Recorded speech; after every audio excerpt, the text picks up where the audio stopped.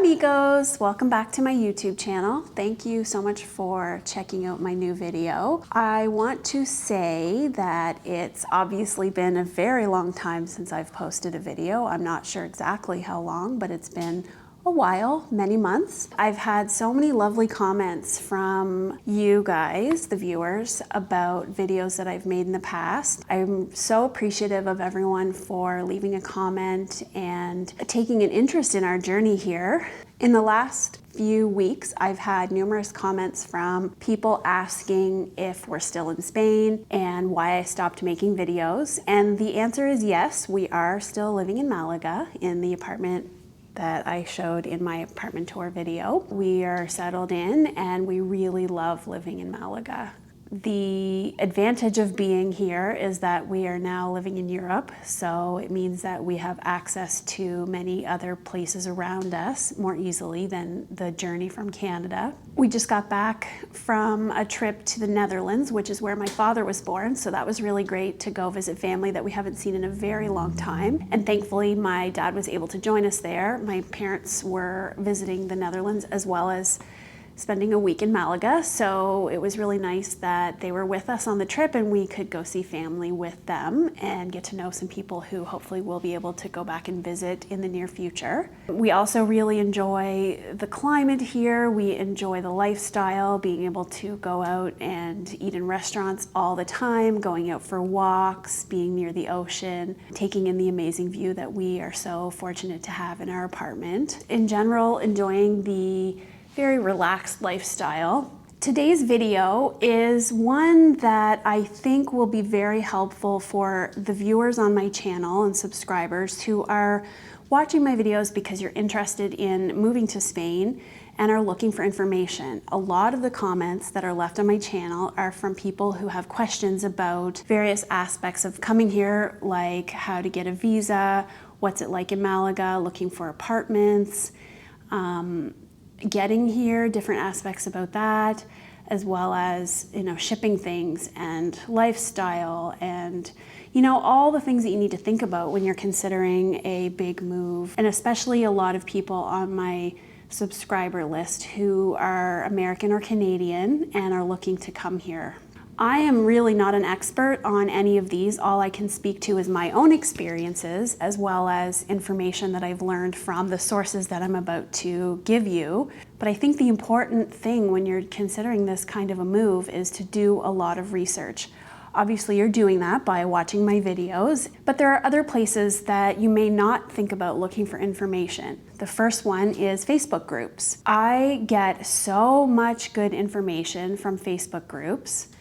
The specific groups that I like best are Expats in Malaga City, which is a very specific group for the city of Malaga, because Malaga is also a province. So if you speak about Malaga, you could be referring to other cities along the Costa del Sol. But this group is very specific to Malaga City. They only allow posts and conversation in relation to Malaga City itself. And the admin on that group is very active, so it eliminates a lot of the trolling that you can see in other Facebook groups, which I really enjoy. It keeps things on topic and makes it a very educational resource. You could probably find groups for just about any area of Spain that you're considering. Obviously, there are a lot of people immigrating to the Costa del Sol, Malaga specifically at the moment, so these groups are very active. But I'm sure other areas have similar groups as well. So if you search for expats in and then the city that you're moving to or the neighborhood or community, whatever, you very well may find something specific to those areas. There is also a group called Canadians in Spain, which obviously is specific to Canadians who either are in Spain, have lived in Spain, or want to move to Spain. Those types of groups touch on information specific to the place that you're coming from. So in our case, it has a lot of information about dealing with the consulates in Canada, as well as issues like shipping goods from Canada to Spain, financial resources, transferring money, mortgages, that kind of thing. So things specific to my culture. And that's been super helpful, but I'm sure there are, Americans in Spain and other similar groups for different countries. So give that a search on Facebook and you may find something as well. There is also a group called International People in Malaga, Expats in Malaga, anything with the word expats or immigrants are good things to search for with your city or your autonomous region or even Spain in general. You will find lots of resources on there. And even if you're not actively posting, you can read other people's posts, and I love to soak up information from others, even if it's not directly relevant to my situation. A lot of times I can learn things on there that I'm then passing on to you guys, or just general knowledge for people that have questions about coming here. I highly recommend, if you can drown out a little bit of the occasional trolling and drama that ensues on these Facebook groups, you will get a lot of good information. And I also highly suggest that you search the groups before you post a question, because chances are, unless your question is very specific to your situation, there's probably somebody that's asked that same question already. So if you search the group, you may find a list of resources. One example might be that since we've been in Spain, I've needed a new hairdresser. So if you search hairdresser or hairstylist or just hair on one of these local city groups, you'll see a list of people that have asked in the past and look at some recommendations. The second place, which you're already doing, is YouTube. There are so many great YouTube channels that focus on life in Spain. It's helpful to see other people's experiences. One of the sources of information that I really enjoy for Spain specifically is a channel called Spain Speaks. It's run by a man named Stuart, who is an Australian immigrant to Spain. He's been here about, I think, 20-something years living in Madrid. And when the pandemic began, I believe he had a channel for a few years, but once the pandemic began, he started doing daily news videos. So he was attempting to look at news headlines and also information about COVID to keep the world and other people in Spain informed. That was so helpful to us sitting in Canada, wondering when the heck we were going to be able to come to Spain. He was so good at going through the news sources and picking out headlines that were the most relevant, and then translating them into English or looking for English news sources and just summarizing things. Since COVID is not over, but sort of becoming less of a news topic, he's switched away from that format a little bit and gone to, I think he's still often doing almost daily postings, but he's broadened his topics a little bit to move away from just kind of COVID and news content.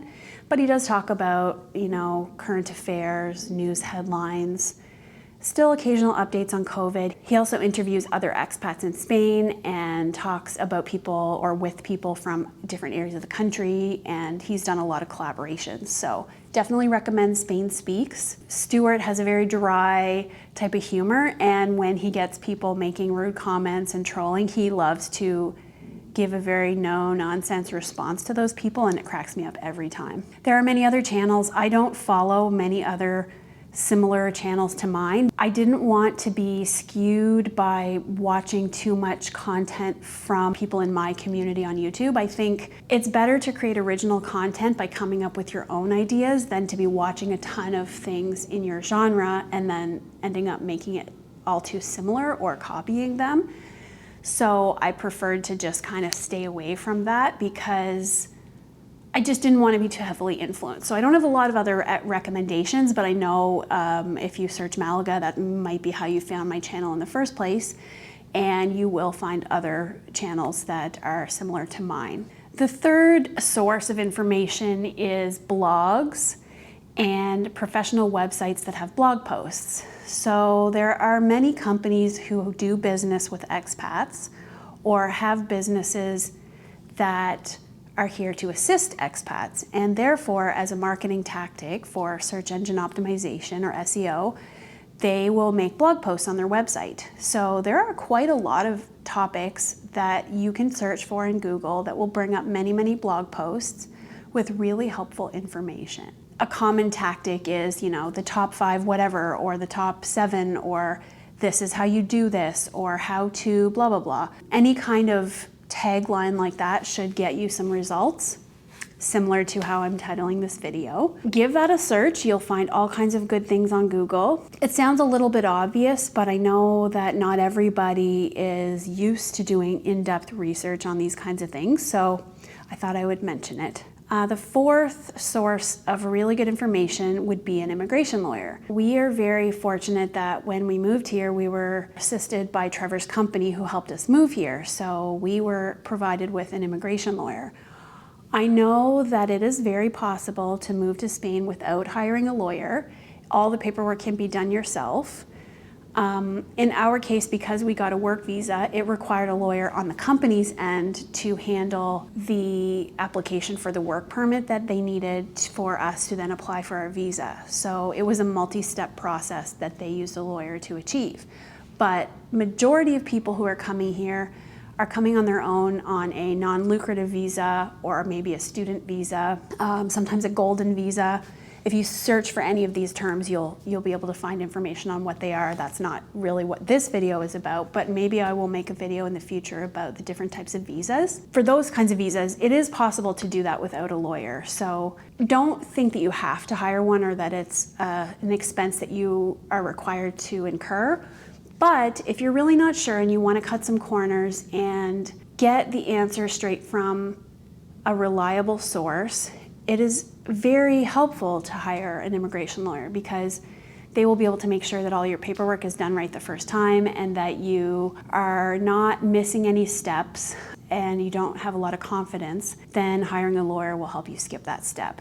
And similar to my previous point, they also often will have websites with a lot of information that you can get for free without speaking to them. Some immigration lawyers even offer free consultations, so it's worth searching it out. And if you're looking for a recommendation on a good lawyer to use, that's where you can find information on the Facebook groups. You can search on a Facebook group and you'll find many, many lists of people that are recommended by other expats. The other resource that is very helpful is the Embassy or Consulate for Spain. So Canada has a page on their website that is specific for information about Spanish visas and the types of options that you have for applying. It's not the most accurate or most in-depth source of information, but it's definitely worth having a look at. In addition, there is a page on the Spanish government website for the Canadian Embassy, and that will give you information about where you need to go to apply for your visa. And it's required that you go to the one that covers the location that you're living in Canada.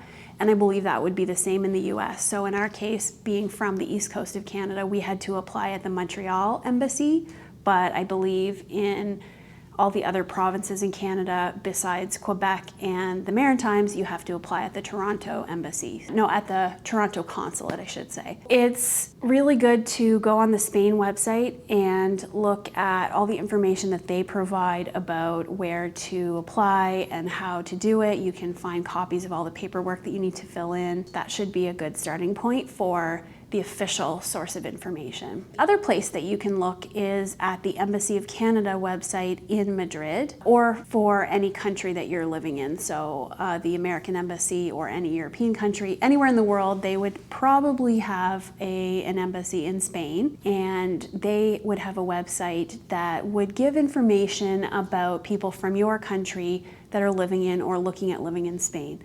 And there's quite a few resources on there as well. If you really want information specific to your own country, that is another good place to look. In my experience, the Canadian Embassy is fairly quick to respond to requests for information by email. Sometimes they can help, sometimes they can't, but if nothing else, they might be able to point you in the right direction if you have a question. Once you've arrived in Spain, you're going to be meeting situations just about every day where you will have questions the first little while. And I thought I would include some ideas where to find information once you're here. The first thing I can recommend, and this might need to be coordinated a little bit in advance, hiring a soft landing company or a relocation service. So as I've mentioned, because we came here for work, Trevor's company provided us with a soft landing company. So their job was to arrange a temporary accommodation for us. They met us at the airport with a large van to help us transport everything that we brought on the plane. They helped us get into our new apartment and showed us around there. They provided a basket of groceries that we had for us when we arrived because we came on a Saturday night, so that meant that we needed some things to eat for the next day. And they also helped us with searching for a new apartment And depending on what else they offer, they may even help you with applying for your documentation after you arrive, getting your NIE, which is your identification card for Spain, and any other resources that you need while you're here. If you have questions about various things that you're encountering on your first couple of weeks in Spain, they can probably answer it. So I will highly recommend the company that we were with, which is called Easy Landing Malaga. I don't know how busy they are, if they're taking new clients or not, but if you're interested in moving to Malaga specifically, it might be worth looking it up. The service is so valuable, and it was really one of the reasons why we were able to get by on our first few weeks arriving in Malaga. We knew that we would be looked after when we got here, and we absolutely were. We actually got COVID the first week that we arrived, unfortunately, so that was really good that they were able to help us navigate that situation. They were so helpful with getting us our apartment that we're in now, and just dealing with getting our lease settled and translating with various services that we needed. They got our utilities set up for us. It was just really, really helpful. So it's a good resource to consider when you arrive in Spain. Another interesting thing is a gestor or Gestoria. A gestor is a profession in Spain that's unique to Spain in a way, and it's essentially a bureaucracy navigator. So it's somebody that you would hire, a little bit similar to a lawyer, but they're not educated to the same level as a lawyer. And their job is to help you deal with paperwork and bureaucracy that you would encounter when you're in Spain. So you could hire somebody to help you with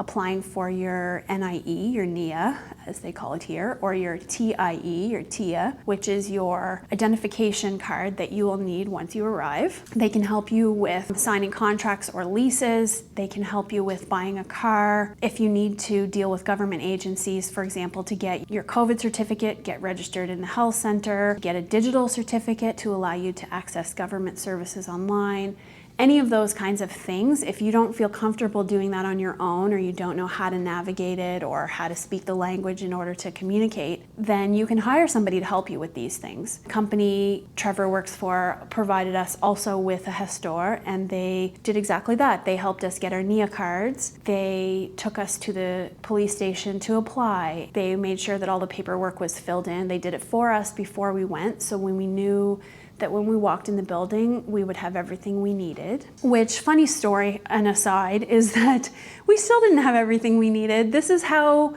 bureaucracy heavy Spain is. So we went to the police station to apply, and we had her with us, our gestor, and all of the paperwork, and she explained exactly what to do. The police station, due to COVID, wasn't allowing more than just the applicant to enter the building, so she had to wait outside for us.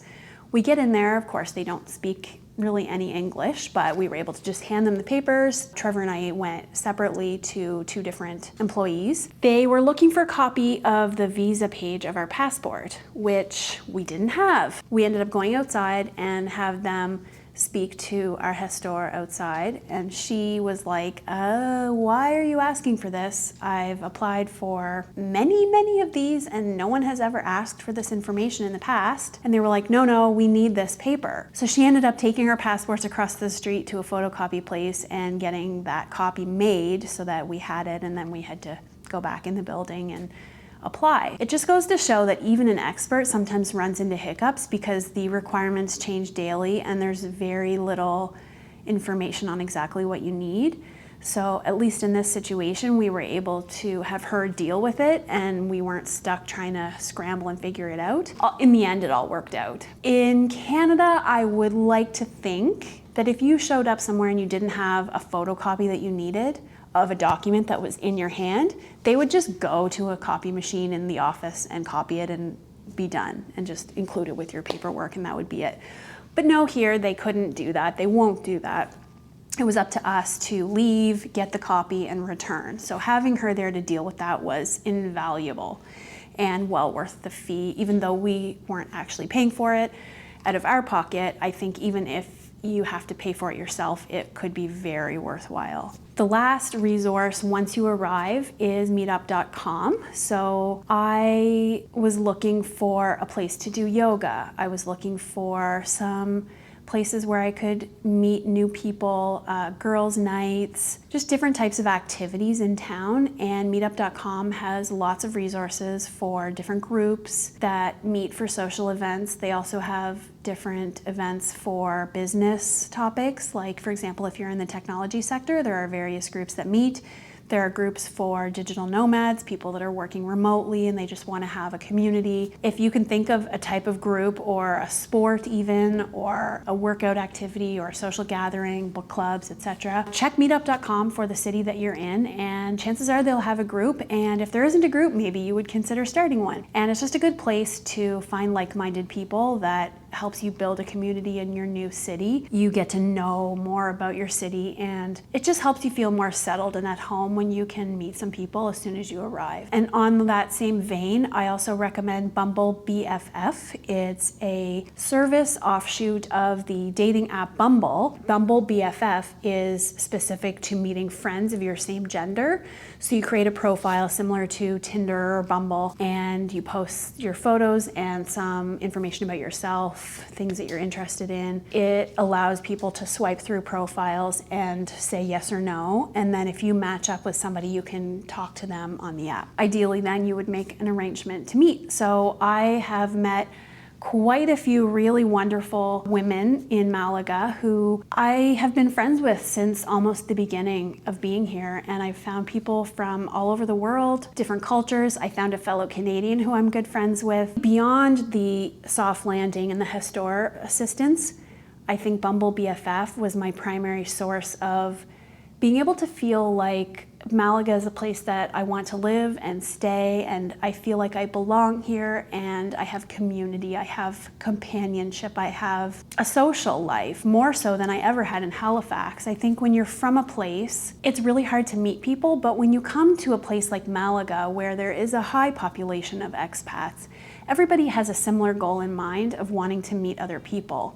So if you go on an app like Bumble BFF, similar to online dating, you can meet people who you know are in the market for new friends, and I guarantee if you're flipping through, you'll find somebody that has similar interests to yours. I was able to be very specific about the types of friends I wanted to meet who aren't really into going out every night and bar hopping, but more so are into cultural things and going for walks and drinking coffee or tea. You can specify if you want somebody who smokes or drinks, and also what their primary type of interests are. So yeah, it's been a really great resource. I'm not on the app anymore actively because I've found so many friends that I don't feel like I need to expand my social circle. I hope that this list of resources is helpful for you. Comment below if you have any other ideas, places that I haven't covered that might have been sources of information for you. Also, let me know if anything that I've mentioned is something new or a new idea. I'd be curious to know if these suggestions were helpful for you. If you have any other questions, definitely leave them below. I do really try to respond to every comment. I really want to interact with my viewers. I would so appreciate if you would give this video a like and subscribe to my channel if you haven't already. I really do plan to make more videos. There's no good excuse on why I haven't been posting, other than it just hasn't been a priority lately to take the time that's needed. I love making videos, but it's very time consuming for me. This type of format, just talking to the camera, is one of the easier styles of videos to make. I want to make more in-depth content similar to my Malaga city tour. Those types of videos take a lot of time to create. I'm picking away at some different topics that I've been working on. If there's anything like this style of video that you would like to see, let me know, because I can do these a little bit more quickly and easily and post more regularly. Thank you again for watching, and I hope you have a fabulous day, and we will see you again in the next one. Adios, amigos.